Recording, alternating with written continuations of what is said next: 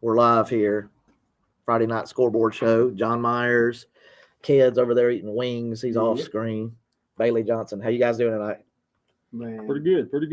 Hot and Doing heavy. now and eating these wings. Yeah. So we are going to talk some Thursday night football from last night. We're going to talk scores from tonight. Some district championships were won. We're going to take a very brief commercial break and be back. Some of these games are just finishing up, so we're trying to let those go final. But we'll be back in about 60 seconds. Thanks. First American offers online and mobile banking features to make your banking experience easy and safe. Activate or deactivate your debit card as needed. Attach images to transactions. Set up text alerts to guard against unauthorized spending or to monitor your account balance. Use the P2P feature to safely send money to a friend. We even offer mobile wallet, so you can stay on top of your finances from anywhere. These options and more are available with online or mobile banking. At First American National Bank, you'll get that hometown feel with a high-tech touch. Mahindra's the official tractor of Tough, right, Chase? Yep, that's right, Tony. This baby's got 4,000 pounds of front end lift Compared capacity, to right? previous It sure South does. Panola So who's iterations, tougher, kid? Me or you? You are Tony. Can you put me down now? What? you You want got to it go pulled up. higher? Okay. I said down, you old goat. I am the goat. Mahindra, the official tractor of Tough and Stewart Haas Racing. Come on, Tony, put me down. Okay, so you can hear. Okay. Inflation and rising prices keeping you up at night? Ashley Furniture is hiring in Mississippi. We have immediate openings on our manufacturing and warehouse teams, and we want you. Ashley offers great benefits like competitive pay, a steady work schedule, on-the-job training, paid time off, plus medical, dental, vision, 401k, and more. Ready to take the first step into your new career? Apply today at ashley.com/apply now, or visit us at one of our facilities in Ecru, Ripley, Saltillo, or Verona. No matter how young you are, if you have loved ones, you need to think about how they would cope financially if anything happened to you. Trust me, there are benefits to getting life insurance when you're still young and healthy. Modern Woodman can help you plan for all stages of life, from protection to saving to retirement. This is Stephen Eaton in the Bellhaven historic downtown Corinth. Call me at 287. All right, we're back. So we're going to start talking Thursday night scores because it was kind of a weird week. We had a lot of games last night, then more games tonight. So we've got a ton to talk to you guys about. I guess we will start our broadcast game of the week. I'll talk briefly. Really great game last night between Walnut and Potts Camp. Shout out to the Wildcats and our guy, Coach Meeks. He clinched a playoff berth in a must-win game. Very super exciting. We're going to have Owen Peyton Taylor's actually going to call in and kind of talk a little more in depth about that. But I was there as well, and so they blocked a pair of extra points. So it really was just a crazy game all the way around. It was 0-0 with then like 10 seconds to go. Potts Camp gets a snap off with no timeouts in the first half and scores from the 5 with no time remaining to go up 6-0. And of course, the Walnut blocked one of the extra points there. So anyway, it was just a crazy game all the way around. But Walnut pulled that one out 2019. And like I said, Owen Payne Taylor will come on in just a minute. He'll talk on kind of his thoughts on that. And we'll talk Tippah County, but that was I guess kind of a setup for lots of just big games that happened on Thursday night last night. So they would have got to beat what 21-19 if they had 21-19. Yeah. And so, but so like I said, it was just a weird game the whole way around because Potts Camp scores, no time left as the buzzer sounds, they score, and then the first had to end the first half. It wasn't really sloppy the first half neither. It was just one of those games where just nobody could get any momentum. It was a lot 3 and out, and just wasn't getting a whole lot going on. And then the second half was a different tale. It's a whole different, entirely different tale of two halves, really. But so Walnut, shout out to them. They come back. They're down 6-0 at the break in a must-win game on the road. It's senior night for Potts Camp. They're super fired up. And you saw this guy earlier in the year for them. But Peyton Aldridge, Yeah, how do you do? He did really well. He probably ended up really close to 1,000 season. We might could look that up, maybe on Max Preps, because he was at like 8 something rushing, or he was at 880, 880 and 910 or something. Yeah. So he probably got extremely close to ending his senior year with 1,000. Yeah, he was averaging 89.9 yards a game. Yeah. Had 13 rushing touchdowns and like 6 or something passing. passing. Like 6 passing. And he had a couple scores last night. So, he ended up with 20 something scores and 2,000 yards. That's pretty salty. But anyway, Potts Camp coach Russo there, they missed the playoffs, falling to Walnut 20-19. So that was one of our big games that we covered last night. Another one, we'll just briefly talk about some Thursday games that we just were at or know a little about. But so Ked, you were at Ripley Pontotoc, another very big game. Why don't you tell us kind of just some general thoughts about that? Yeah, that was Ripley's first win over Pontotoc. Yeah. Snapped basically 8-year losing streak. Last time they beat them 49, Ripley beat them 49-20 back in 2014. 2014. So, who would have been on that 2014 team? I'm trying to think. Was that Dalton? Was the James board? Yeah. Was that Dalton? Yeah, that would be Dalton because Cody was before him.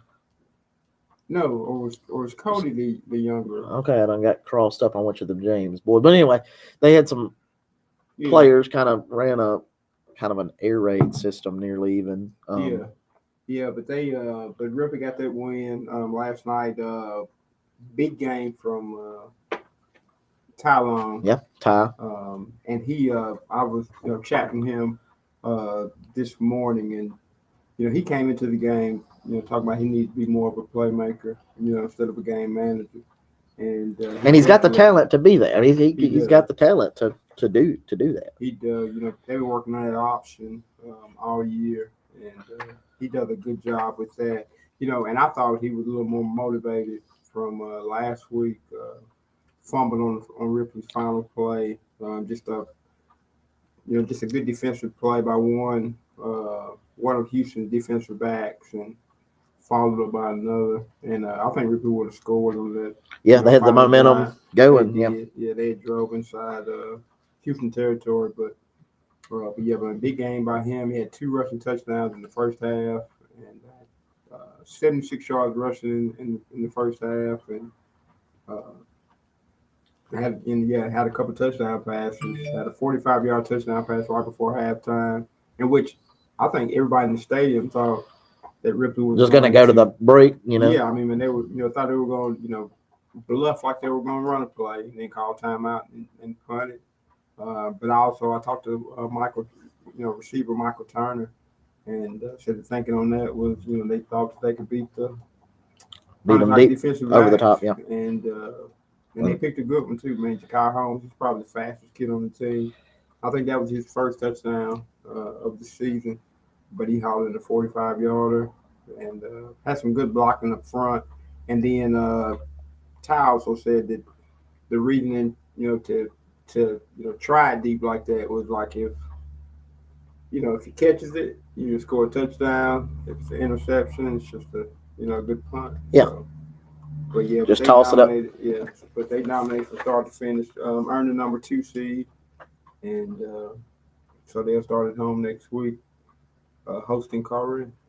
Yeah, should be. And so that game actually, we talked about the Walnut game kind of being topsy-turvy. So, that game started with a safety on the first play of the game. Yeah, man, that was crazy. How many times do you see on the first play from scrimmage a safety? That's a very rare occurrence at any level of football. And honestly, I just didn't get set up. So they got a delay of game, which Ripley pinned them deep. They took it at the 9-yard line, and the delay game backed them up to about 4.5, and holding call in the end zone. And I think that's the first time I've been at the game where opening play of the opening actual play. Actual first play was a safety, and the way it was, like the holding in the end zone, and so and that was Ripley's first and only safety of the regular season that they got. So good time to get it. Oh, yeah. Must win. Kind of looking because that kind of we went over several of the scenarios. They could have finished fourth. They could have went from a magical season, undefeated, and then lose a game that they maybe would like to have a few plays back. They thought they had a chance against Houston. Very good Houston team who we'll talk about in a minute. Just put it on. Oh, yeah, they handled it a lot. But I was looking at the bracket before, and the way things were setting up, the perfectly ideal spot would have been to be the number 3. Oh, yeah? I mean, it was I can't remember who all was on that side, but, I mean, it was been a pretty... A little... Not quite a tough road to hoe. Very tough one. Or either be in the 4, which if they were the 4, they would have caught Etowamba first. And but I don't know that you want to play that Etowamba team. Salty. Went over there last year, and you're gonna have to face them. That's true. You get them off the jump. Man, you get them off the jump. If you beat them, you're not going to see Louisville until North half. Until North half. Plus Isaac Smith, he's been hurt. That'll be his first game back next week when they open up. He didn't play this week. Well, they anyway. So the Tigers, shout out to them. They handled business. Shout out to Houston, who was our game of the week last week. Well, that team's physical. That is a physical bunch. They they kind of had their way with Ripley's offensive line a little, last week. They got some boys that can go. They got some athletes, and they're all juniors too. So. And didn't they have one? I think with the Mississippi State offer, one of their defensive ends. 52. I can't remember his name. Yeah. But, and then the running back, man. So that's going to be a dangerous team in the playoffs. Now they got home field. That's just a tough bunch. So, and man, I thought Dan Pierce, the Hilltoppers. He had a great, game plan. Yeah. Just, stack the box. Yeah, they dared you to kind of go over the top, and then it worked out. So, and then like I said, they just put it all over last night, clinched the district. So that district comes out to that's a 2-4A, comes out to Houston 1, Ripley 2, New Albany 3, Pontotoc 4. Yeah. And so that matches up with the 1-4A, which there's a couple of districts throughout the state that are already set in stone. These are a couple of so Corinth Ripley is going to be the 2-3 matchup. The 1-4 matchup there is Itawamba Pontotoc. Then the 2-3 there is New Albany, Caledonia. So in that district, it's 1 Itawamba, 2 Caledonia, 3 Corinth, 4 Shannon. Shannon, yeah. So Shannon goes to Houston. To Houston, yeah. And I guess that division kind of settled the way it probably should have. I think Shannon upset Corinth. Yeah, it kind of did. I think maybe Corinth thought they probably had a pretty fair, but like you said, they get upset. Yeah. Kind of. Well, if you're Shannon, you're not going to call it an upset, but still, I think if most watchers from outside, with no dog in that race, would kind of say that was a little bit of an upset to me, anyway. And then Caledonia gets the big win, in Corinth over them win, and then turns around last night and Caledonia just put it on them. Yeah, I was kind of surprised, but we talked about that, like adrenaline. Maybe the adrenaline not carrying over for them, like you maybe would thought it would. But so Ripley Corinth is a very intriguing matchup to me. There, just they've been rivals. You've been in a ton of Ripley Corinth games over the years. Oh yeah, playing them, covering them, watching them. Long time rivals. Yeah, they've had some good ones, and I need to look up how many times they've actually met in the playoffs. I know they've been division. Been a bunch. John was talking before we went on air. New Albany's our biggest rival, but there's been a lot of times, a lot of seasons where Corinth, that particular season, has felt like our rivals. That's true. I remember when we had the year we had oh my gosh, Rasheed Marks. Over in Corinth. I was there, and I mean they had just an absolute shootout. It was like it ended up being like 46, 47, something like that. Ripley missed a couple extra points. So I mean it was just back and forth. Yeah, so I mean, like I said, so Ripley, the two has the home field, but I've seen that Corinth team, and they've got Chris Rogers. They've got he's a Southern Miss commit. I mean, they've got some athletes. They got some thumpers. Yeah. Their defense is very strong.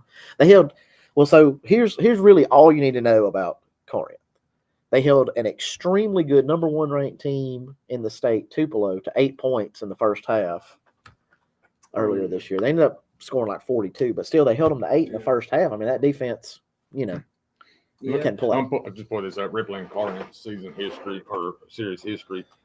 Corinth leads 1916. Ripley 724 point score. Corinth 733. You don't get much. That's a whole lot closer. And especially because in this general neck of the woods, so we're at the RCTV 19 studio in Ripley. So Ripley, Corinth, and New Albany in this general neck of the woods are the three big towns, kind of. So, I mean, I'm excited for that one. I'm excited for that. Yeah, it'd be a good one. It'd be a good. I was talking about a good gate. Yeah, well, that's going to be a big gate. Yeah, because they'll definitely.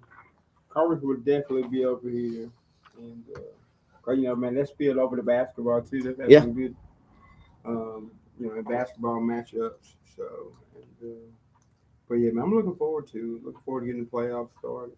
Yeah, so we were actually talking. I guess we're gonna go ahead and jump into while we're talking about Tippah County teams. Faulkner tonight, kind of a heartbreaker. Ked was over there. He raced here. That's why he's over there getting his wings now because he was at Ashland covering that. So Faulkner, Bailey, you have some notes on Faulkner was up. Faulkner went up 18-0. Gavin Woolley got a second rushing touchdown, put Faulkner up 18-0. That was toward the end of the third quarter. So you're up 18-0. You need to win. You need to win there. Yeah. Just to set the stage. You need a win there and a win next week, and you're hosting a playoff game. Yeah. Or have a shot at hosting a playoff game. Yeah. So anyway, that sets the stage. They're up 18-0 heading to the fourth quarter. Yeah, Ashland scores kind of early in the fourth quarter. Faulkner gets the ball back toward about midway through the fourth quarter. Faulkner's in the red zone. Ashland stops them. Defense gets a big stop in the red zone.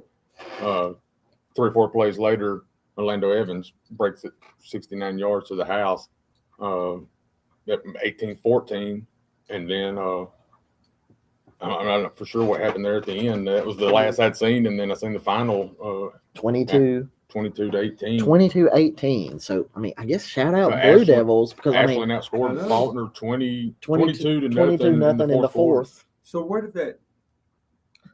So that puts Ashland at what 2-4? Yeah. What's the? Yes, I'll put them at 2-4. And who do they play? So who's Ashland? Ashland got Smithville or Thrasher? No, they didn't play Thrasher. I could look up their schedule. Yeah, let me find this. But so I don't know. That's a tough one for Faulkner. 18-0 headed to the fourth. I know. I mean, that's tough right there. Because Faulkner was in total control in the first half, but it was a lot of just Faulkner was 3 yards in a cloud of dust. Yeah. So you had texted me that like it was a, kind of Ashland runs like the spread. Yeah, they run the spread and try to throw it deep like every time. Yeah. The old Madden offense. Get up there and explosive plays. That's the name of the game. Yeah. These days. Yeah. I mean, you don't have to hit a lot of that. That's why you're down 18-0. It's a good thing you're accustomed to going for the big plays. Oh yeah. Speaking of that, I'll never forget my son when he first started playing Madden. He had one play. He had like a play action pass. He ran it all. He just run it every time. I was like, Chris, you're gonna have to. You're gonna have to expand his offense. You're gonna have to, because that's not gonna work every time. Well, we I don't know. I really was pulling for Faulkner there, a local team for us, and we because we kind of talked like, that we looked it up. Their last playoff appearance, 2016, and they've had some big. I will say this: they've been extremely competitive. They only lost. They lost the opening game of the season to a pretty fair Potts Camp team. Yeah. Played them close, and then got a big win over Alcorn Central, big win over Thrasher. So they're had a little momentum for the season. They shot at a winning season. At a winning season, yeah. So and you at the beginning of the season, I will give Kit credit. At the beginning of the year, he said Faulkner's got a shot to get up there to, say 6 wins or so. So anyway, I was there at the Faulkner HW Byers game. And that was a game that Faulkner that was another super. Comeback. I walked away from that game like super impressed with Faulkner's grit. Like Oh yeah, I mean, man, they are extremely gritty. I noticed that when they played Alcorn Central. They were down 9 going into the fourth quarter of that game, and that was right off the back of getting beat pretty soundly at the at the Joe Bowl. But it's a tough. To them. I mean, they are a gritty bunch. It's a gritty bunch, but that's a tough late season loss there. Yeah. But so Ashland was what coming into that game? Ashland was a 1-4 in the district, 1-7 overall. 1-7 overall. So they've got 2 wins. So now. Let me see. I got who won Ashland? The Thrasher. Thrasher won the game. Thrasher's 1 win in the district, I believe. So Ashland, and who was Ashland's 1 win? Maybe did they beat Byers? Maybe they beat Byers. I wish we could pull up their schedule. All right, real quick if we can find it. But anyway, so Ashland 22 unanswered points. Gosh. Scores late to take that win. Man, they had big win. Ashland beat Smithville. Ashland beat lost Smithville. to Thrasher by 1. So they must play Byers to end the season. Yeah, they got. No. Oh, they got Smith. Nope. Oh, they got Biggerville. That's right. So that's an L. Congratulations, Ashland. We're finna. That was their. They're not. I mean, shout out to the Blue Devils. Big win, 22-0. Okay, all right. Biggerville's a juggernaut. All right, so speaking of that, if we are. All right, Ashland. I mean, Biggerville has scored. Yes, so scored 60 points. What was their final? So they played tonight. What was their final tonight? 65-0. Yeah. So I mean, I think that was it. I mean, yeah, they're pretty. Or did they score 7 late? I think was it 65-7 or 65-0? I think it was 65-0. Okay. I mean, it wouldn't shock me in any score. I mean, that team. Now, Biggersville don't let off the gas. No. Like Tupelo, we'll talk about them here in a minute. But they went into half up 35-0. Yeah. Ended up finishing the game 35-7. Okay, that's the game that the 7 came in. I was thinking, Yeah, and so you see that a lot of times teams will kind of play it safe. Not Biggersville. Like they're going to be wide open. But see, I will say they got so many athletes, man. Like their second team athletes score touchdowns when you didn't even try and score touchdowns. Yeah, so they've scored. They scored 61. We got a call with some scores in. Okay. Let's take this call. This is Bob with this. So can we just hold on just a second? Hey Bob, can you hear us? Yes, I can. Okay, great. Well, you're on the Scoreboard show here. We're going to give us a DeSoto County. We'll go ahead and knock out DeSoto County. Where were you at tonight?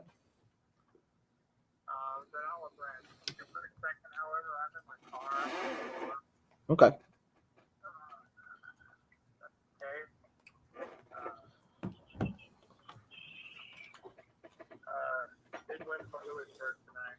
Lewisburg, you're Lewisburg Olive Branch. Is that correct?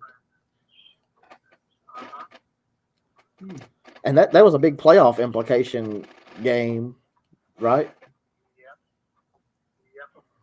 Winner keeps their hopes alive. Loser pretty much won't fall. Ooh. And so Lewisburg is what city is Lewisburg technically? Lewisburg technically is Olive Branch. That's what I thought. They're both. Olive Branch High School.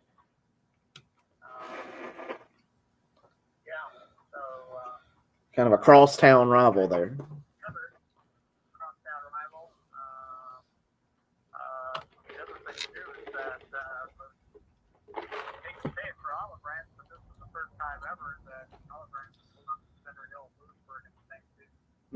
So that's last week. That was last week. Yeah, you called in. So just so everybody knows, this is Bob Bakken with DeSotoCountyNews.com and DeSoto County Sports. He was calling this game for the Rebel 95-3 over in DeSoto County. He's a jack of all trades over there in DeSoto County.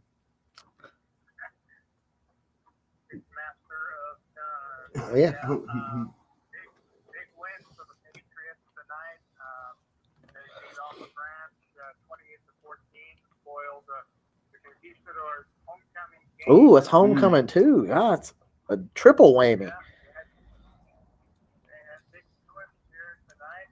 Big alumni event, tailgating for the game. Then football game, of course, and Lewisburg fell behind early, 7-0 in the contest, but then scored basically 4 straight touchdowns over the next 3 quarters to take a 28-7 lead. Olive Branch got 1 late touchdown, had a chance to get the football back on an onside kick, trailing 28-14, but were not able to come up with it. Especially that game, especially when after like a personal foul penalty or something, Lewisburg, or rather Olive Branch, was kicking the ball off from like the 45-yard line of Lewisburg, but the Patriots were able to recover and run out the clock and win the first time in 6 tries that Lewisburg has beaten Olive Branch, and so I hate to say it for Olive Branch fans, but in the same year, for the first time ever, Olive Branch football has lost not only to Lewisburg, but also to Center Hill, the other 2 quote-unquote Olive Branch high schools in the same season. So that's not going to sit very well with Conquistador fans, for sure. And so am I correct? Am I correct that Center Hill beat them for the first time ever last week? Was that correct? Or last week, yeah. Last week. And then now tonight, Lewisburg came out and played very impressive, inspired football this evening. Really looked like they knew what was on the line. And Olive Branch, unfortunately, made some key mental errors. And in a space of about a minute and a half, found themselves behind in the second quarter, because Cameron Dowell had scored a full 13-yard touchdown with under 8 minutes to go in the first half. And then on the next kickoff, Olive Branch fumbled the football, had it up high in the air. Lewisburg recovered and then had it at about the 20-yard line. From there went in with Gunnar Gilmore going over for 1 yard out. Gives them the lead, but they really never let up after that. Gilmore scored 1 more touchdown, made it 21-7 in the third quarter, and then he found a receiver for a 28-yard pass that basically salted the game away for them. Danster, the quarterback for Olive Branch, did find A.J. Hill for a 52-yard pass, and that set up the onside kick possibilities and everything. But it really was too little too late. There was already a minute 16 remaining in the game when they got within 2 touchdowns. And just, I got a water. So big win for Lewisburg tonight, as we see the teams that lost the playoff chances, and other teams see their playoff chances go by the boards. Center Hill, one of them, looked like they were going to be able to have a shot at a playoff spot, but they lost to Hernando tonight, down at Hernando 28-21. Hernando's defense was just 1 win in the region this year, and they spoil the Mustangs' possibility of getting in the postseason. And then we also had the Cormorant out in Columbus tonight, had a 14-7 lead late in the ballgame, but the Falcons scored a touchdown and then got the 2-point conversion to take a 15-14 lead and hold on to beat the Gators 15-14. Lake Cormorant's coach, Nick Nestor, had already admitted last week that the playoffs were actually starting for his team. And so with this loss tonight, it looks like the Gators, when they play the Saint on Thursday, probably will be playing just to finish up the season as they fall tonight in a very important game for them, the team for team. On the other side, South Haven clinched the Region 1 6A championship with a 35-6 victory over crosstown rival Southern Central in what they call the Otis McCord Trophy game, formerly Mayor's Trophy. Otis McCord, if you don't know, was a longtime coach and athletic director of South Haven High School who passed away a number of years ago. And they renamed the Mayor's Trophy in Otis McCord's honor. So that trophy will stay on Redfield Road. And then the other game in DeSoto County tonight, South Panola had 35 points right away against Horn Lake and went on to beat the Eagles 49-13. And so Horn Lake remains winless with just the games with the South Haven to finish up the season next week. So there you have it. Very interesting and exciting night of high school football up here in DeSoto County. All right, so Bob, who is still alive? Can you run back over that one more time? Who is either in the playoffs or still alive there in DeSoto County for a playoff Hey, spot? Bob, Bailey Johnson. So Olive Branch plays Hernando next weekend, correct? Correct. Yeah. Uh, Probably won't be for anything of note. Okay, that's what I was wondering. I knew the loser would be out. I didn't know. So is Olive Branch, they're technically eliminated? Apparently so. Both coaches talked to me this week and they said, hey, we have to win out. We have to win this week and we have to win next week to have a chance at the playoffs. Pretty much win or we're in. But with the loss by Olive Branch tonight, pretty confident that the Eastern Coast will not be in the playoffs. Now that'd be 3 years, 3 straight years without something like that. This is the second year for their new coach, Jason Russell, came over, I believe, from Lafayette. But yeah, he's been there 2 years, and struggled last year, struggling again this year, and I don't think they made it the year before that also. So that's, I think he's correct in that. It's been a while, and I'm sure the Olive Branch fans are not real happy about it. I can imagine, yeah, because that's a proud football tradition school there. Well, in that 17, 18, 19, they had the deep runs in the playoffs. That was, they were really competitive, and then that kind of drop off. Yeah. And the other thing, you have to remember too is that up until last few years, it was a coaching carousel. Yeah. For an Olive Branch. I think they had 5 years where they had 5 different coaches. Tyler Turner comes in and kind of shift a little bit. They got some wins. They got into the playoffs. But then he left to go to Tennessee. This had Christian Academy. And then Russell comes in and has trying to get it going at Olive Branch. But right now, he's kind of talk about teams that are in the playoffs.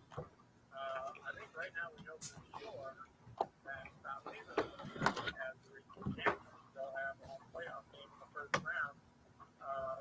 But I think otherwise, you're looking at Lewisburg, I think, has the chance to get to DeSoto Central on Thursday. I think they'll be in. And then the last 2 spots are really up for grabs. Well, again, if Lewisburg wins, they'll get one of those 1 or 2 spots. But we know that South Haven and South Panola will take the first 2 out of this region. The last 2 we were looking at the records, and if the ball game tonight was like almost a 3-way tie. And so you've got to go, I'm sure, the tiebreakers. Which takes Albert Einstein to figure out sometimes. Yeah, it's very tough. Yeah, it's a. To see who exactly gets in, but from the talk from Hepburn at Lewisburg, if they win this week and again next week against Southern Central, they would have a shot. They would have one of those last 2 spots in the playoffs. So where will you be next week? Will you be at that Lewisburg game? Actually, no. We're going back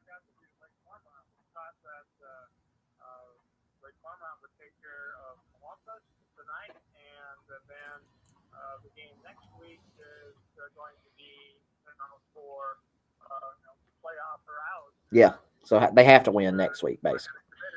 Yeah. Yeah, but right now, there won't be any playoff implications on the line. It might be Lafayette looking to solidify number 2 behind West Point. But as far as Lake Cornwall having a chance in the playoffs, no, they're not going to be able to make it. And I think they had some high hopes for that Lake Cormorant team coming into this season. I mean, statewide pundits. I mean, That's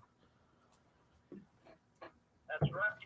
Marion Franklin, as I told somebody this week, he seems to get a offer or something from every school on the planet, including the White House. Yeah. Very highly touted. Yeah. Very highly touted. And Jacoby Hopkins is also another talented player. Darius Bullock is a strong runner. He couldn't be stopped by Delphilo defense earlier this year when we saw them play Delphilo. But everyone's talked about Franklin this year, but the Gators have just not been able to put it together enough to be able to get wins on. I got you. Well, Bob, I really, really appreciate you taking the time to talk to us this evening. Again, this is Bob Bakken, DeSotoCountyNews.com, Rebel 95.3, DeSoto County Sports. Y'all follow Bob. He knows his stuff. Yeah, just whatever it takes. All right. Well, all right, Bob. Have a good one, man. See you. Bye. All right, so we really appreciate Bob. We appreciate all of you calling. If you've got anything to talk to us about, you can give us a ring at 662-576-1554. You can text us, call us, whatever. We'll talk about whatever you want to talk about us. We're about to take some more calls, I believe. Okay, so real quick, we got some more people that are lined up to call in and talk about some different things. But what other big games? So give me one more time. That Biggersville final was, I believe it was 65 to nothing. 65 zip. How many games has Biggersville shut their opponents out? Half of them? Yeah, most of them they've shut them out or either given up 6 points. They're giving up. I know as of last week they were outscoring district opponents 54 to 4. To 4, yeah. So then they put up a 65-0 spot. So now that's up to like 60-3, or something like that. So what will we set the over under on the Ashland game next week? I mean, over under, because running clock second half, kind of takes the over under, makes it tougher. And that's Biggersville's been doing this. That's true. Running clock anyway. Set the over under 61 points. 61. I think that's fair. I think we could be a 55-6. 55-6 final. I could see Ashland break. I mean, they got some, an athlete that might could. And, of course, the offense that they run, they're bound to maybe hit one late, perhaps. We'll see. 61. That's what I'm going with. Ashland won't score 4. I mean, if you told me that. Okay, we got another call. We're gonna talk. We're gonna talk here. Hold on, just a minute. It's Owen Peyton Taylor. Owen Peyton Taylor is such a. He is name. OPT. Can you hear me? OPT. Yep, I hear you. Man, we're hanging in here. You got me. You got Kedrick Story. You got Bailey Johnson. We're talking football, and I'm glad you could give us a call because we want to talk to you about. I briefly touched on the Walnut game last week, but I wanted to hit some more stuff. But I kind of wanted to talk to you about your thoughts on that game and Walnut clinching a playoff spot. But I also wanted to talk to you about how we're going to be at Ripley Corinth this week for a playoff game.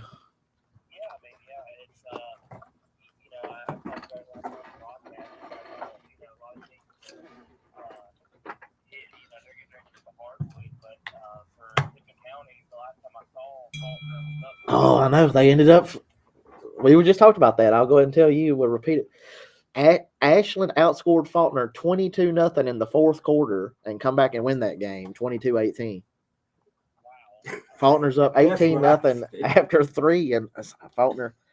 that's a heartbreaker for them for sure, because they had a chance to, a chance to get the 2 seed there. Should they have won this game, won the last, they that opportunity to get the 2. So now they're playing for their playoff lives next Thursday night.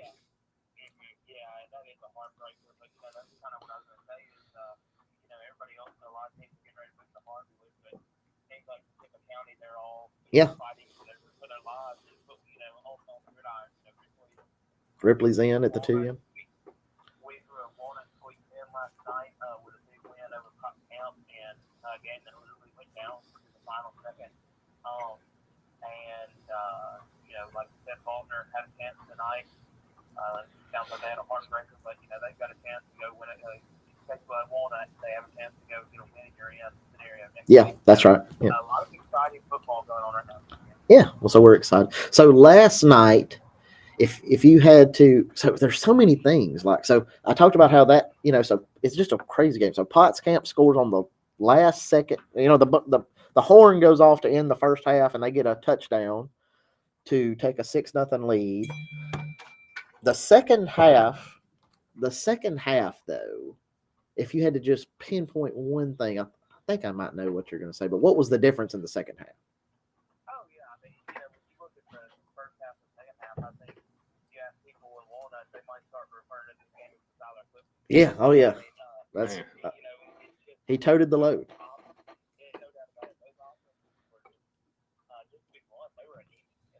Yeah.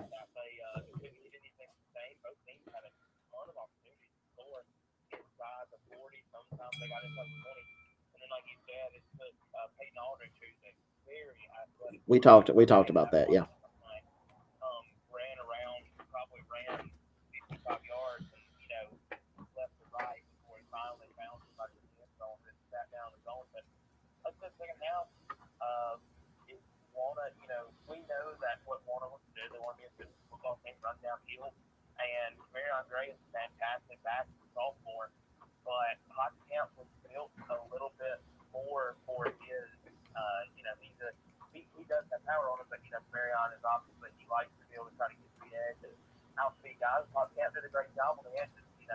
They shut that down. They contained that for sure, and that was their game. So they're not. You're saying they're not built for 255 running downhill. Yeah. I don't know.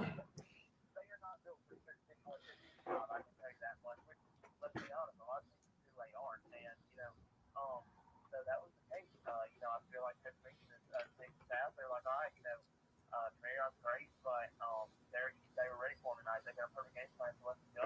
And I've watched Walnut about 4 or 5 times this year, and I'm going to credit that coach that probably in the game, in the game of their season, they had probably their best second half adjustment I've seen all year, where they realized, all right, they can't stop Tyler.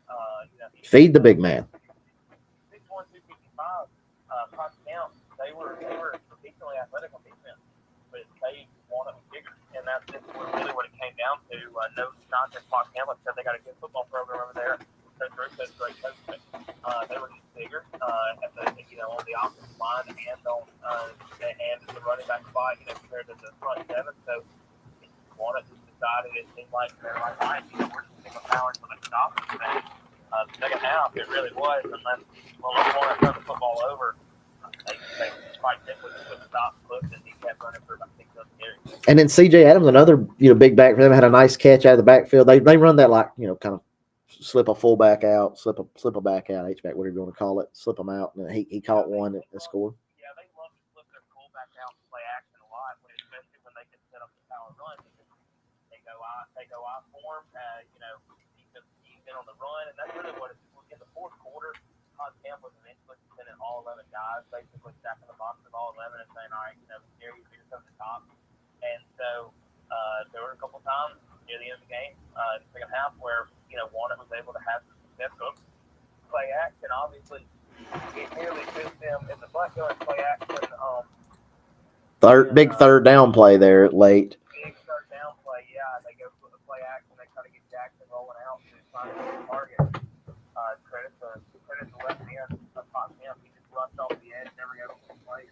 Kind of script that really it felt like on a night where Walnut has the last 4 score, pick get a 2-point conversion to hit their lives.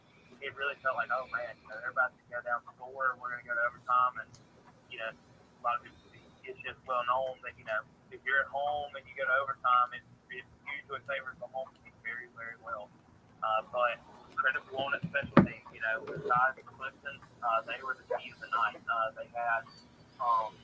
They had a couple big plays on special teams, 2 block PATs, which obviously were the difference in the game. In a 1-point game, they give you 2 points.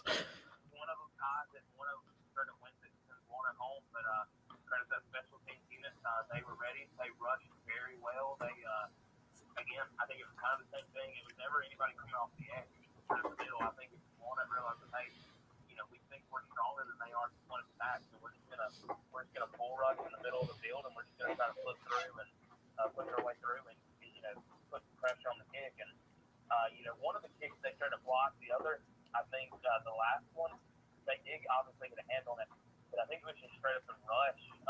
And obviously the situation, the kicker kind of left it low. It was low. They were both kind of, but again, part of that's they got so much rush up the middle that if you're a kicker and you see your whatever 2 of your guys getting basically thrown backwards, you're maybe rushing it just a shade. Yeah.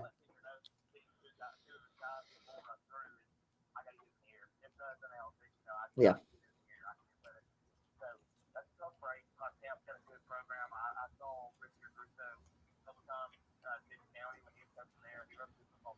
He does. We really like Coach Richard Russo.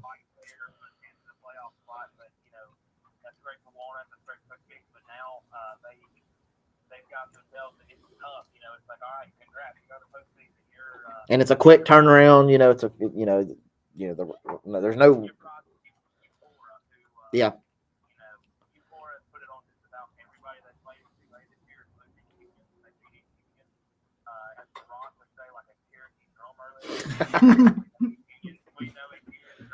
Yeah, they got their hands full. I think Biggersville beat Eupora earlier in the season in like 38-11. 36-12. 36-12. I was close.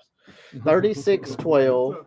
And so for a Biggersville team, that's we just talked about it. Biggersville's outscored everybody in their district. What do we come up with? 60-3 or something, roughly. 63 now.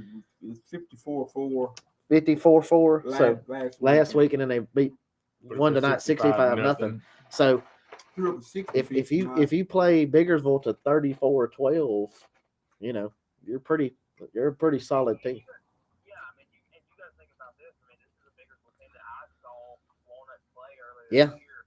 And I mean, that was 2A versus 1A matchup, and I mean, Biggersville with how they played, they made it look almost like a 5A team playing a 1A team. I mean, the Biggersville is just unbelievable this year. They've got D1 athletes on that field. They've got a quarterback that, let's be quite frank. A lot of times in 1A, there are some teams that struggle to stretch the field. Biggersville is not one of the teams. They can stretch the field vertically in the passing game if they need to. That's a different breed. Like I said, for Eupora to keep it closer than basically everybody else has, that tells you the kind of talent the Hornets don't have. And so Eupora maybe is a team that you could see maybe even getting close to playing for a 2A state title. And Biggersville beats them by 3 scores, and we're talking about how close, Captain they still win by more than 3 scores here. So that just tells you where Biggersville's at this year. I think you're right, John. I think that's the interesting thing about 2A is, Eupora's there, obviously, but there's a couple of teams, in 1A, and I'm not predicting, but there's a lot of talk here. 1A, you're going to hear a lot about Biggersville. 2 to 3A, you're going to hear Avery thrown out a lot. 4A, you're going to hear Houston and Driftwood thrown out. 6A, people seem to be running 6A right now. Obviously, they've been in that position a few years and haven't quite broken through. So, I'm sure they're hoping this is the year. And then, West Point usually holds down at 5A, but 2A seems kind of a little more open. I will say this. Choctaw County is in 2A, and they've got the number 5 overall recruit in the country, Caleb Cunningham. He's the number 5 2024 recruit in the. Caleb Cunningham's the best athlete I've ever seen. He's the best high school athlete, and I've seen many. I would put him above Cam Akers. Wow. Really? I don't know. I'm telling you. Caleb Cunningham is 6'3", 190. He's got a 46-inch vertical. He big. If my guy Rian Young is listening, that's Big Yam Cunningham. I mean, he's the truth. Number 5. I think I watched Cam Akers his senior year go up to South Panola. Oh yeah. No, Cam Akers is the truth. And that was the only time I ever watched him live. But that was something that was special. Yeah, and so to put he's the number 1 wide receiver recruit in the country. Caleb Cunningham is right now, according to some recruiting sites. But he's the number 5 overall player. Number 5 overall player in the country.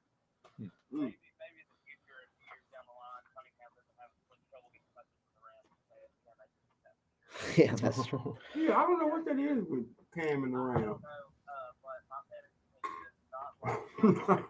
Yeah. So Sean McVay, if you're listening.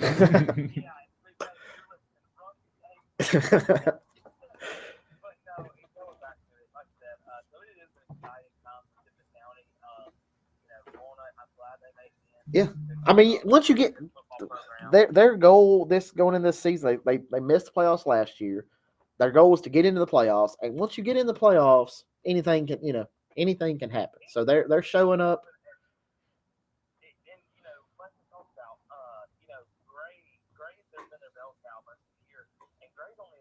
Yeah.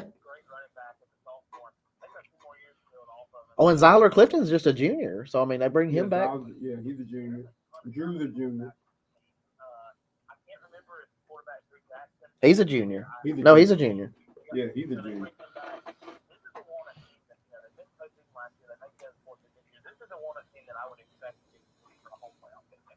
I can definitely agree with that for sure. And one other thing, they did that without Jack Leak, Jack Leak's one of their top players, also a junior. He broke his collarbone, I believe. Yeah, Mick said it was a shoulder. Something. Anyway, injury out till about a couple weeks of basketball. It's a couple weeks of basketball. Yeah, and then should they make it past you for maybe a shot?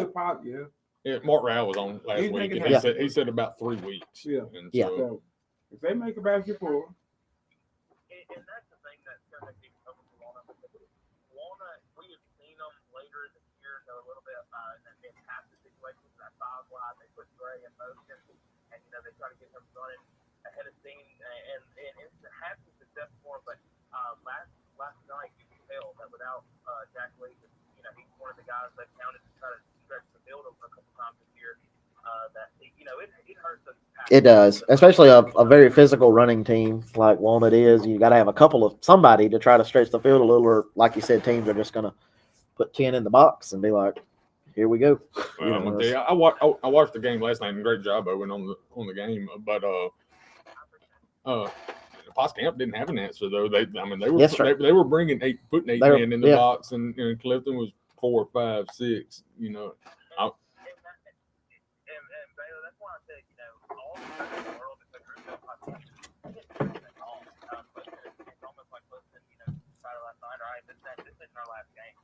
That's true. You just put the ball in my hands, and it don't matter who touches me. I'm throwing 50 yards here. They loaded the box. There was a couple times where they guessed perfectly what hole Clifton's going to try to hit, and they still just had trouble bringing it down. That's just the kind of runner that Clifton is, like we talked about again. 6'1", 265. He can load your bring down. And he's got some good for a big boy. He's got some good speed. So I mean, he's. I was told he's the fastest player on that team. Is what I was. And I just don't believe that. That's what I was told. I don't know. I don't know if he is now. Man, he says he is. Because I asked him. He is sneaky fast, yeah. Yeah. So. There's a couple times where he called that toss last night, and he got ahead of steam, and he only had one man to beat him. But also at 6'1", 265, no matter how fast you are, there's going to be some 180-pounders could be faster than you. They just got less weight to carry. But obviously, they had trouble bringing them down, so it didn't really matter. So like I said, a great win for Walnut. I'm excited for them, and I'm excited for Tippah County in general. Like I said, we're going to be a group Big rivalry game. It is Corinth, yeah. I think 24 hours of everybody in the county saying, wait, I thought it was Shannon. No, wait, I thought it was Corinth, Yeah, so I talked to Coach Dye at Corinth, and then I verified it too. But anyway, so yes, it's for sure Corinth is who is coming to Ripley next week in a big 4A playoff game, big rivalry matchup. I mean, I think it's actually a pretty good matchup too. I mean, just.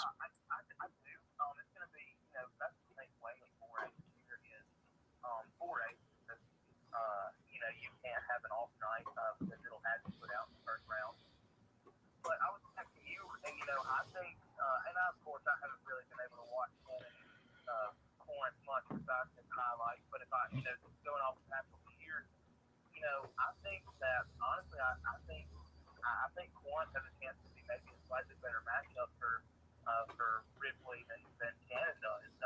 Because Shannon, they've got athletes. They're very fast on the edge. They can take the top off the defense. And Ripley, obviously, they thrive at playing physical, downhill, smash around football, and that's what Corinth wants to do too.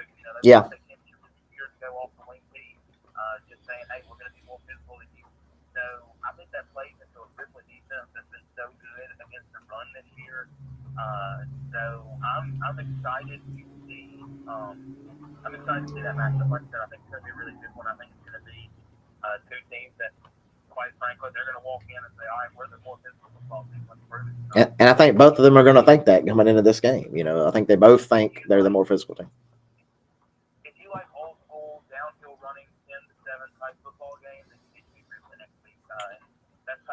I really enjoy. I love all football. I love offensive shootouts, but I also love those games where it's just two rushing offenses going up against two really good defenses to see who can quite simply just break the other real quick. Yeah, so we'll see how that goes next week. But that game will be on the Mississippi Sports Group YouTube. It'll be on Facebook. It'll be on Channel 19, RCTV. If you're in the Tippah County area, you'll be able to watch it on several different ways. Or if you're anywhere across the state, you can feel free to tune into that or show up to Ripley, see a good game. Maybe the weather will. That's true. That's true. We were getting, yeah.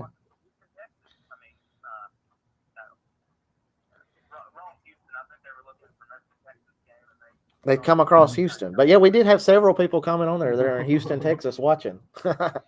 Who knows? But anyway, okay. OPT, I really appreciate you taking the time to call in. We'll talk between now and next week about some things to look forward to. But tune in, listen to them on the call next week. Yes, sir. Sounds good. I'm excited for it, and I'm excited. I'm sure I'll be calling y'all back next week to talk. Yeah. Yes, great. All right, man. Have a good one. All right, thanks. Bye. He does a good job calling that. If you've not heard Owen Peyton Taylor make a call for us, on a broadcast, he does a really good job. Very proud of. Well, he did the Jalen Brooks run. He did. It was a good call. Yeah, he's got several. I'm going to go back sometime after the season and just put a highlight reel together of his call. Yeah, he's got some good calls this year. Some big plays and good calls. So anyway, I just got a text that the Biggersville final was actually Oklahoma did score late, so it ended up being they ended up with 8. All right. So Biggersville must have took everybody off the field. Yeah, and that's no offense to Oklahoma or anybody. I mean, just that Biggersville team. I'm telling you, you better come ready with them. I said I think last week maybe they've got 6 or 8. Next level, JUCO or better players on that team, in my opinion. And that's like we're talking about Tupelo and Biggerville. Now, if I was just filthy rich and I loved high school football, I would, pay for these dream matchups. Yeah. I love to see Ripley Biggerville or Ripley or Biggerville Tupelo. Yeah. Something like that. My Biggerville's good, but you don't want to see him on the field with Tupelo. I would take Ripley and Biggersville. I don't know. Ripley's got a lot of athletes too. They do. But you just never know. I mean, the way Biggersville's putting up points, I know. Tupelo's got a ton of athletes, But if you can set it up where Tupelo can only have as many athletes as that's the big difference when Tupelo can switch guys. That's true. I think it would and, eventually be a wear down situation. What I'm saying is, a situation like that, if Biggerville only has 36 on the roster, Tupelo can only have 36. Okay.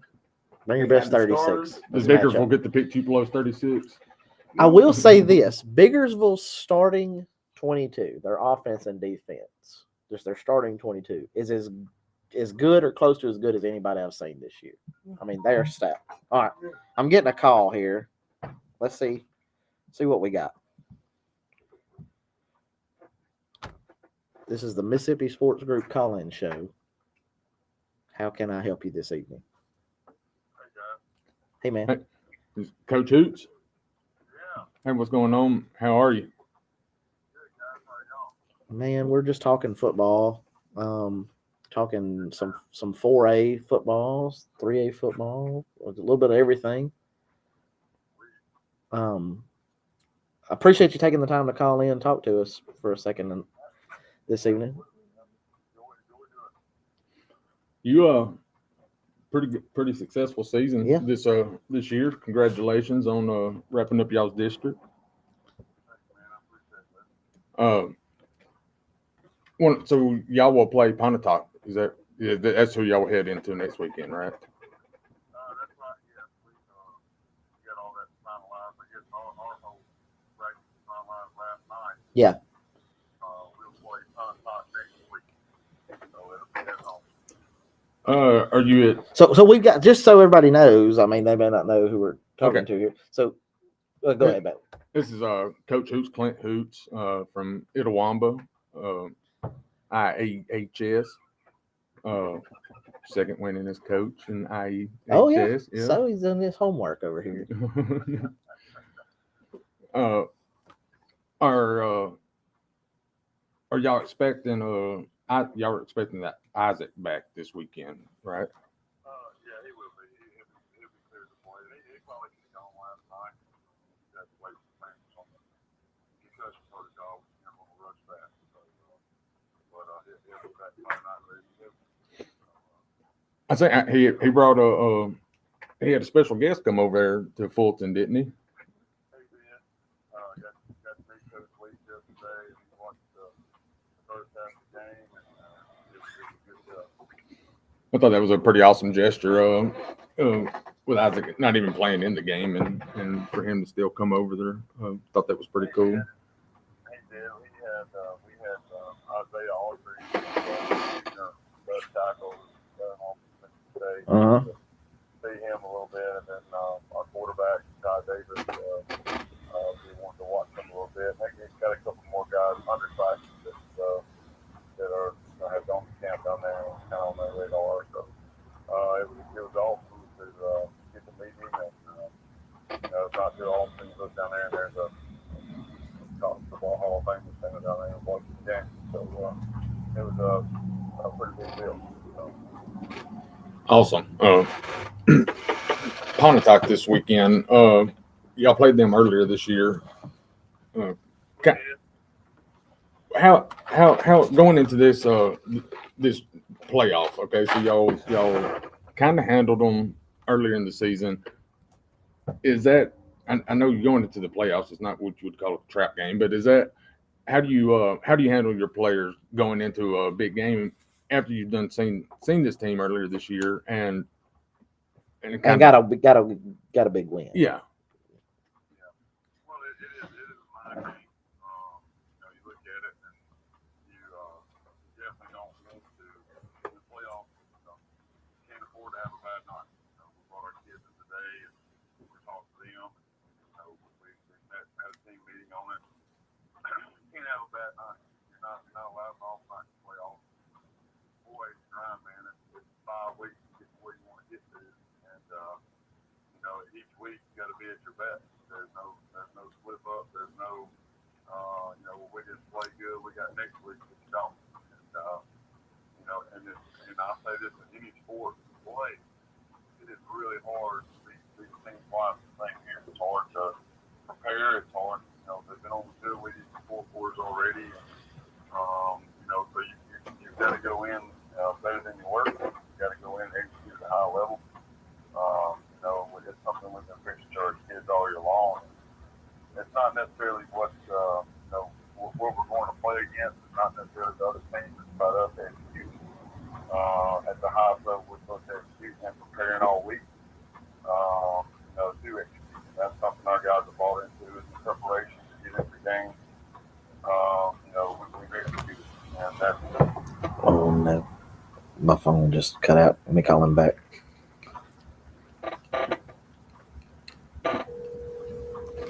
We lost him there.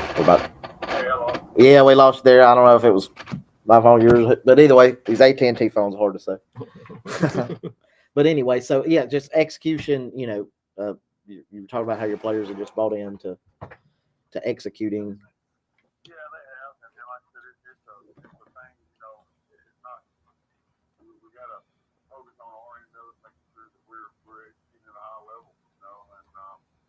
Anytime you play someone twice the same year is very difficult. So we've got to make sure we clean up any mistakes we have and focus on, obviously staying ahead of the chain, playing off-brand of football. And then, but it is definitely starting. That's one of the first things to think about, especially in football, is they're on the field with 4 quarters already. Now you got to turn around and go, 4 more with them. So, making sure that, we're taking care of our end of it. Well, I think that there's been a lot of expectations on your team. I've seen some rankings have you at or near the top, throughout the season. So, do you think as a coach that it's tough, for your players seeing that, like, hey, who cares what these ranking, whatever, what the expectations are? We just, like you said, we got to show up. Is this a brand new season kind of? Would you say that you approach it as like this is, hey, starting over, it's everybody 0-0, we just got to come out and handle business? It's no right or wrong way to do it. The whole season our kids have stayed grounded. I got 20 seniors, so it helps. Yeah. They've been on the field with Louisville. They've been beating the playoffs the last 4 years, and so it is something they're used to doing. But also the same fact that the expectations going to summer, all summer long, they knew what the expectations of the team is going to be. And our kids were, hey, look, the expectations are high. We got to work. Yeah. They've really, really done a great job of looking at the little things and making sure that we're doing the little things correctly. From our first step coming out of the stances to route running, to the weight room, to the locker room clean. Every little thing matters. And moving down the road, that's what we're looking at. And getting us to that next step. We've been right on the verge. This whole program's history won a lot of football games. Yeah. But we're right there on the verge of taking that next step. So we're really focused hard. Our kids are focused hard on what's it going to take to get to where we want to get to. And so, focusing on that all season long, that's been our mindset. Hey, let's worry about us. Let's take care of what we do, and that'll equal out to where we want to get to on Friday night. Well, I'll catch some heat for this over here in Temple County. You lined up against Ripley potentially sometime down the road, but been following you for a while and really pulling for you. Hope that hopefully I would like to see maybe Ripley in the Itawamba game sometime later on. Give me a reason to come over there to Fulton. That'd be great. I mean, both of them going past. I'll take it today. Oh yeah, just fast forward to I think Ripley will take it too. Just fast forward to that game and see what happens. I think.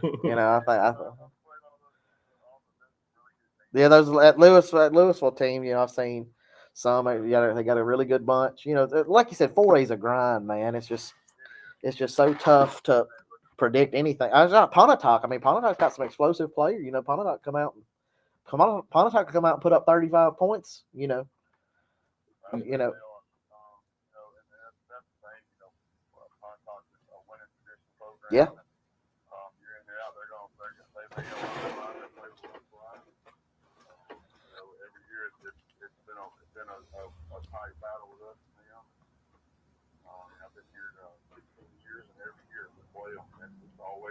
always a slugfest.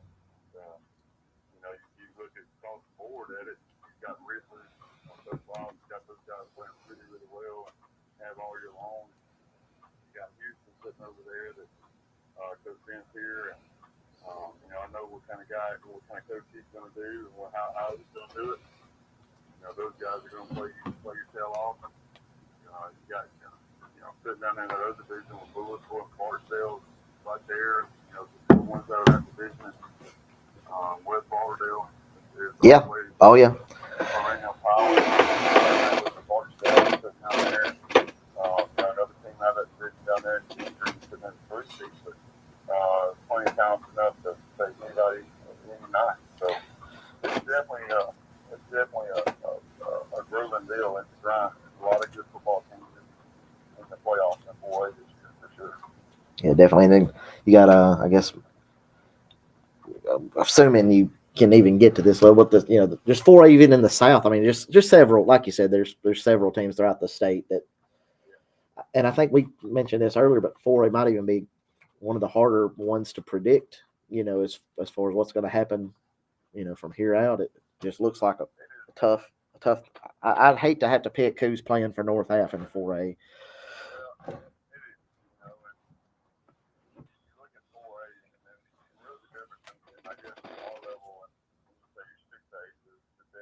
Yeah, the depth, yeah. You're talking about 15 games against Jacksonville.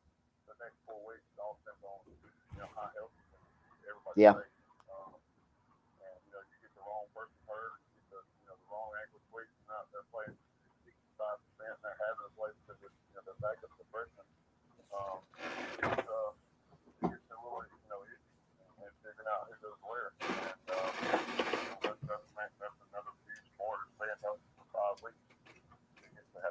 After playing a grueling season, after that, that's after playing a grueling season. You still got to, focus on your health.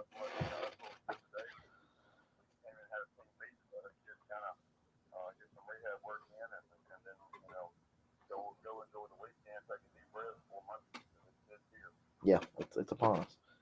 Oh, switch gears real quick. You watching a pretty good baseball game right now? Well, it was. I had to walk out of there because I got the kids running around all over the house. Yes, that's what it is. 5-5 going into the bottom of the ninth. Who you going for, Phillies or Astros? I don't really do really good baseball games. So I was watching my Cubs. They got destroyed this year, so I just like watching. So me and Bailey, we coached a lot of little league buddies. Yeah. Bailey mentioned that. So we usually talk baseball once a week. Caddy mentioned your Cubbies. I know, man.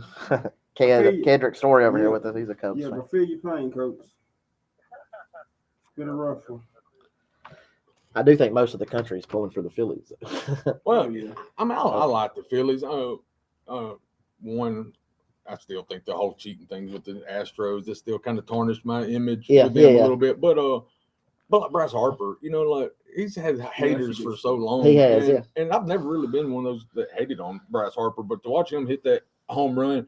I saw the thing you shared on on Facebook. Put it to a Moneyball. Yeah. And Tom House had posted on Twitter, said that that was the modern day shot or hit heard around the world. That was a pretty awesome. It's an awesome moment. And so we're talking playoff football, obviously, big time, but the emotional side of baseball probably makes it, a little.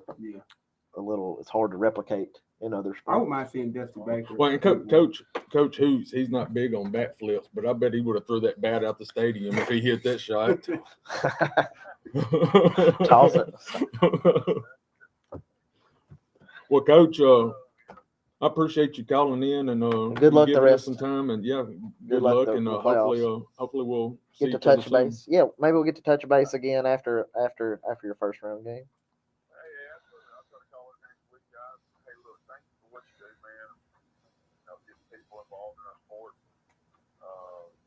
Information on the weekends. I know it's a late night for you guys. I appreciate you guys covering the kids and shining the spotlight on the hardwood. Appreciate it. Well, we appreciate you. All right, so that was Coach Hoots with IHS, and appreciate you, Coach. I tell the kids I said hello. Thank you. right. As a stand-up guy right there, I don't know. Yeah. We're just familiar with him from. He's been there, a long time, but probably the first time I've spoken to him in depth, maybe in passing. I think they played, like Ripley playoff games, et cetera, et cetera. They put it to Ripley. Yeah, it was kind of ugly last year. Itawamba's they're tough. They're tough.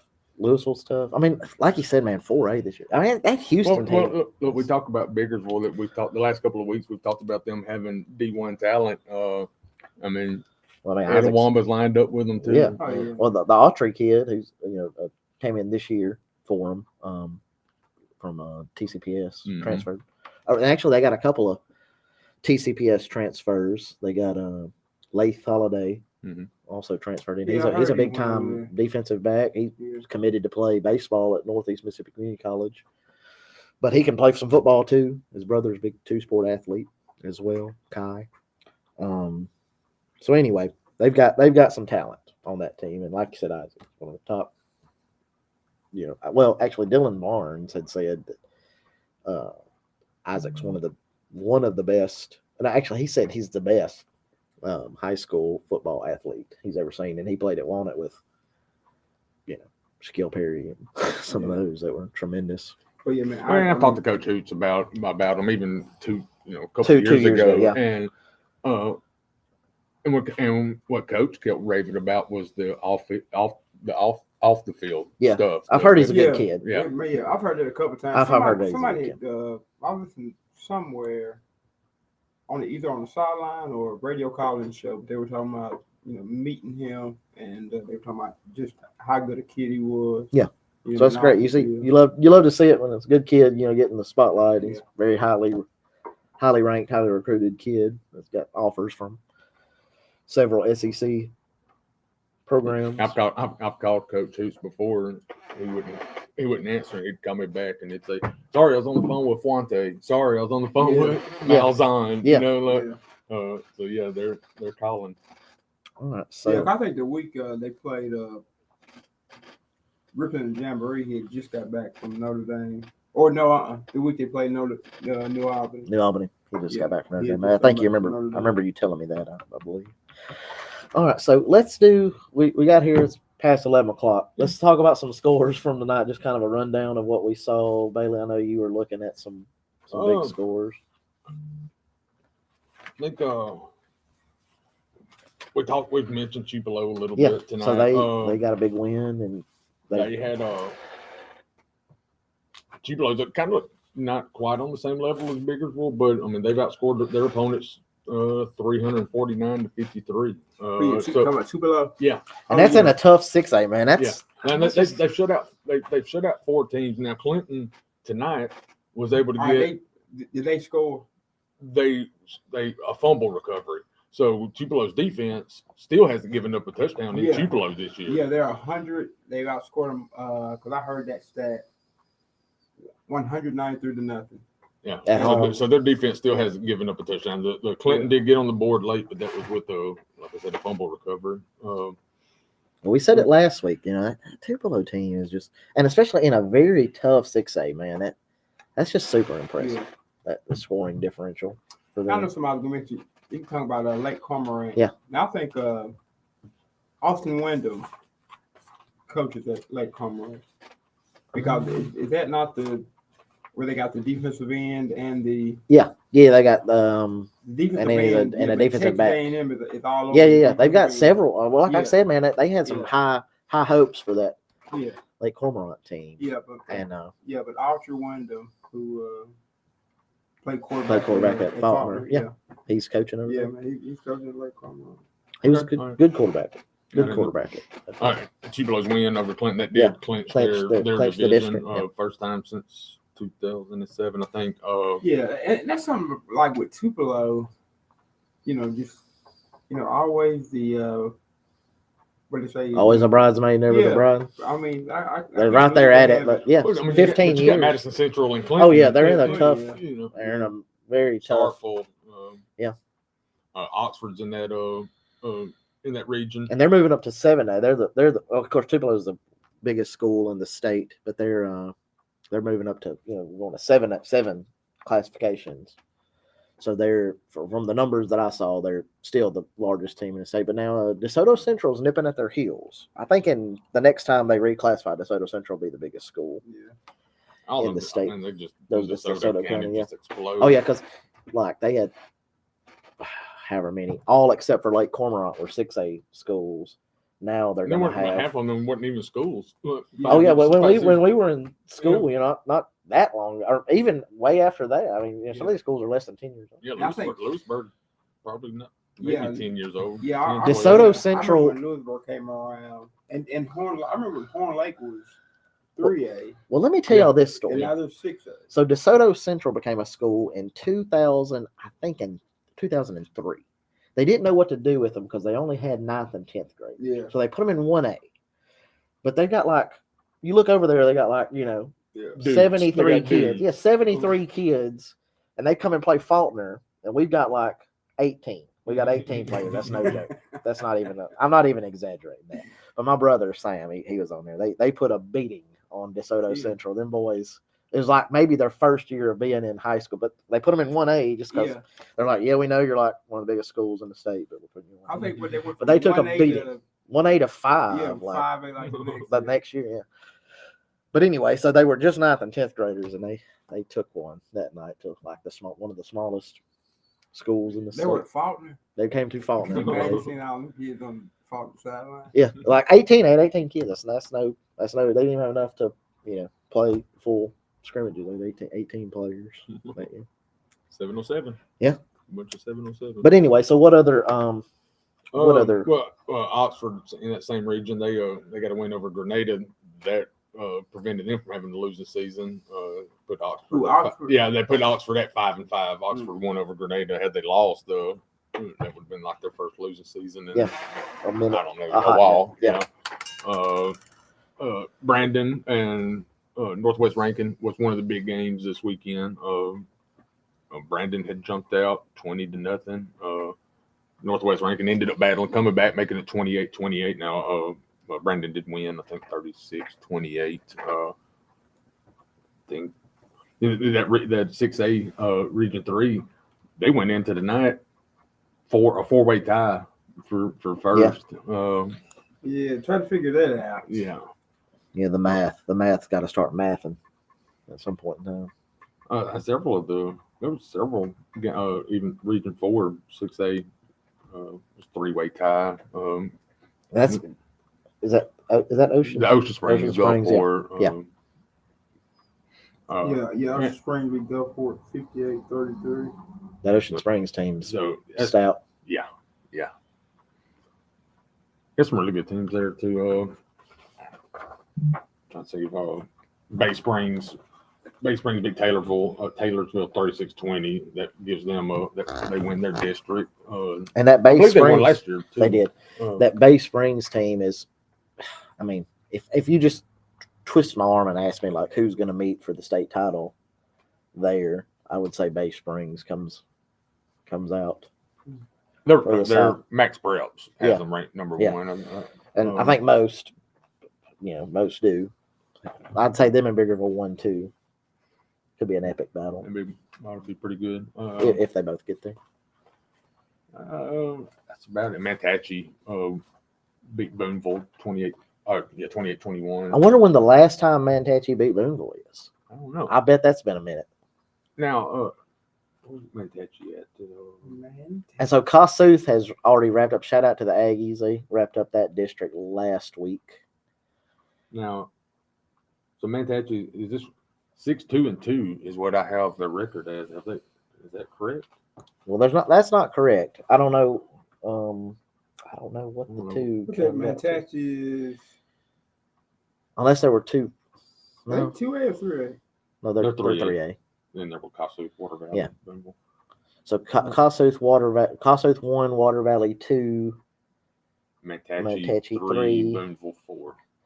I'd love to look up if somebody could maybe when the last time Mantachie beat Boone. They got to be hard. No, okay, yeah, they're probably 3 because they're at North Panola this week. Just out of curiosity, I just can't think off the top of my head. I mean, maybe it's been recently, but off the top of my head, I cannot think of when the last time that Manatee beat Boonville. Maybe you can pull up opponents or whatever. Man, a lot of times I forget about Manatee. Right. Yeah. Shout out to Manatee. Yeah, shout. I know it. The Mustangs. The mighty Mustangs. But yeah, I mean that's a big win for them. Before tonight, Manatee was 0-14. Okay, so it was the first time I couldn't remember the last time they'd ever beat them. That's the first ever win. Boonville had been outscoring 519-86. That's what I was going to say. Like, I've been to a couple maybe in the last few years of Boonville Manatee games, and it was just like 48-0 type scores. So shout out to Manatee on picking up their first ever win against the Boonville Blue Devils. Who did Manatee play? Oh, never mind. I was thinking Manatee had a real close game or a big game last week. Yeah, so they're in the playoffs and they're playing North Panola. Yeah. North Panola first round. What are those matchups? Okay, so Kossuth has got. Okay. This is from Brandon Shields. So you got Holly Springs. All right, Kossuth will host Holly Springs. Aberdeen goes to Humphreys County. Boonville's got Independence. Got Amanda Elsie at Knoxville County. That ain't gonna be. Knoxville County. No, Knoxville County is gonna put up some points, I would imagine. Nettleton at Winona. Rutherford at Water Valley. Yaddo County at Amory. And Manatee at North Panola. Well, shout out to Brandon Shields. He puts out the good stuff. Oh yeah. So see what other 2 or 4 whatever. Right, and we'll just talk about. That's 3A, and then we got that's 3A North. That way we can talk about 2A. maybe. Like I said, we know a couple of those matchups just from who we cover, but let's talk about who's else is out there. All right, in 2A, you got East Webster at Baldwin. That is going to be a good game. That's a good first round game. Baldwin stout. They are. O'Bannon at Northside. Walnut at Upora. Comer County at J.V. George. Leland at Charleston. Calhoun City at East Union. That's another good one. Mm-hmm. Yeah. M.S. Palmer at LaFleur County and Belmont at Choctaw County. Yeah, like I said, that Choctaw County team is tough. That's the one that got the Caleb Cunningham. Yeah. Need to look him up. He's got offers. Yeah, I gotta look him up. All over the country. So he's wide receiver. Yeah. About 6'3" ish, 180. Throw it up. Toss it up, big man. 40-something inch vertical. Yeah. 6'3", 40-something, 40. I think 46 or something like you said there. Yeah, just throw it up. Oh yeah, I saw him in basketball, man. He threw down the thunder. Yeah. I mean, the absolute thunder. Yeah, that's a good size. I always wanted to be 6'3", 200. Yeah, that's an ideal size. It's a DK Metcalf. You just wanted to be DK. Yeah. Well, me too. I think if everybody could just pick, probably about 6'3", 200, pretty close to it. Okay, so anyway, what other? So does he have any other matchups out? All right, that was 2A. Yeah, 2. They got 1A. So you got 1A, or no 1A? We won't know till next week. We won't know 1A, but we'll know 4. Won't know 1, 5, or 6. Yeah, but we will know 4 or should.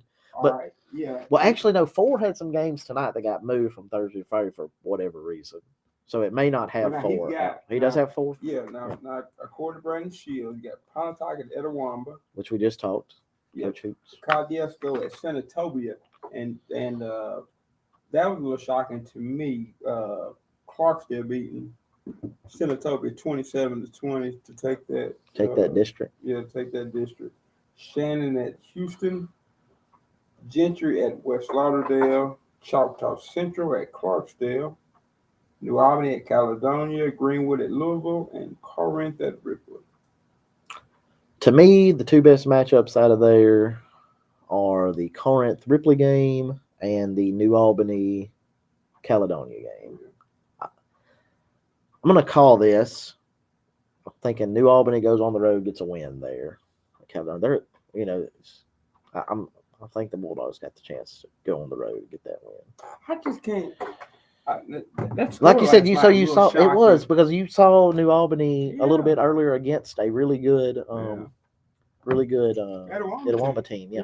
Had it cut to 7 with a few seconds left in the third quarter. Yeah. They handed to Smith and 98 and out the gate. Pretty much. Yeah. He's a bad man. But yeah, but that was that. Okay, so that score was a little shocking. So we've got 2, 3, and 4, set. We still got a week to go for 1, 5, and 6, and then the playoffs start in 2, 3, and 4 next week. So we've got exciting things happening in the world of football. Yeah, I love high school. I love high school playoffs. Just really start getting crowds getting into it. It's football weather outside. Like right now outside it's whatever 50 degrees or 48 or something along those lines. Just perfect to be outside cheering. Cheering and my dad. He would always we walk outside and it's football weather. Man, it was cool. Yeah, man. Smell like I go for about about 100, 120 today. Just the feeling of of it being cold and being football weather. And that was something I was thinking about with Walnut. Man, the colder it gets. Oh yeah, the less you want to tackle Zyler Clifton. Yeah. I mean, I'll just tell you don't want to get. And it was kind of cool last night. And I said on the sidelines, I was like, because you could tell, so he ran through there and just popped a couple of boys running the ball, and then they were a little timid. Yeah, a little timid the next time. You get bopped about twice by a big boy running the ball. You're not sticking your head in there just too much. I remember Cam Newton at Auburn. Every time he got hit, he always seemed to fall forward. And that's kind of what I was watching with Clifton last night. Every time he hit, he never moved back. No, he took that dude for a ride every time. Yeah, he did. I was really impressed with him last night. I said earlier in the year, dude. He's intimidating. Got the flowing hair. Yeah, it looks like he's like a middle linebacker storming at you. Clay Matthews. Yeah, that's exactly what I said. Yeah. With that podcast earlier this year, we're talking about that. We may even have a podcast Friday morning after the Thursday games, just to kind of set up what's going on. Set up Fridays. Playoff time. Boom, boom, boom. Yeah. All right, so coaches make their money. Yeah. All right, guys. So it's 11:30. We've been going for a while. Yeah. I enjoyed it though. You sit here and talk football, man. Yeah. So I guess we got I know y'all are both Bulldogs, but Ole Miss has got a big game. Texas A&M. I told John before we started this, man, you got to worry about the Bulldogs. Yeah. Sometimes I love watching state play football, but then those weekends when you get it off and you can just sit back and watch other guys and not even have to be stressed. I can enjoy those weekends too. I'm afraid Texas A&M has slipped fully into dumpster fire status. Well, not afraid. I'm glad, but I'm just saying it feels as though they have slipped over into. Jimbo's a good. 95 mil. Great recruiter, but $95 million. He's 2 games under where Kevin Sumlin was at the same time, and they spent whatever they spent on NIL type deals this last time. Something crazy. Yeah. Tens of millions of dollars. It sounds cliche. You hear it every year, but people don't understand until they get here. The SEC it's totally different. Yeah. It's a different beast now. And some coaches, Brian Kelly. Now I really started the season. Really didn't know what Brian Kelly was supposed to offer, but LSU's kind of righted that ship. Man, LSU's getting hot at the right time. They are. They got a chance to. But win. I said, not just because they play for. Yeah, I didn't say just because they put it to Ole Miss. I'm not saying it's just because they put it to Ole Miss, but they have so much talent. It's just when it started. Second half of the state game is when you see. It's when I started. That was sickening. You started watching their quarterback, and he's just so talented. You're like, you get them in. I don't know how many times State had them in 3rd and long, 3rd and 12. and he just makes something happen. Yeah, and you look like you just wrap him up for a sack, and then he's 15 yards down. He's getting the big NIL money. I'm just telling you. And then in the crowd, that was a night game. Crowd when the Going crowd berserk. loves Yeah. seeing the quarterback put their helmet or head down and make something happen. Yeah. And man, and I started during that state game. I started thinking like this team can be pretty good, and ever since then, I mean they ain't looked back and they just put a whooping on them. But man, I think that's why I'm talking about this. That's why I firmly believe that's why Lincoln Riley was on the first thing smoking out of. Oh yeah, he was like, listen, I got a shot to go cash in the big check. Yeah. Live on the West Coast. I can run the Pac-12. I don't have to face or I can go LSU, and run a gauntlet everywhere. Yeah, so let's just go out there. We'll play Oregon State, Washington State, whatever, Utah. Yeah. All right, guys. Well, like I said, it's about 11:30. This has been the Mississippi Sports Group Friday Night Scoreboard Show. I'm John Myers. We've been sitting around talking to Kendrick Story, Bailey Johnson. We'll be back next week, I hope, to talk some more football. Maybe before then. Who knows? We might pop in and talk football whenever. But anyway, we appreciate everybody tuning in and listening to us. You guys have a good evening. We'll talk to you later. Thanks.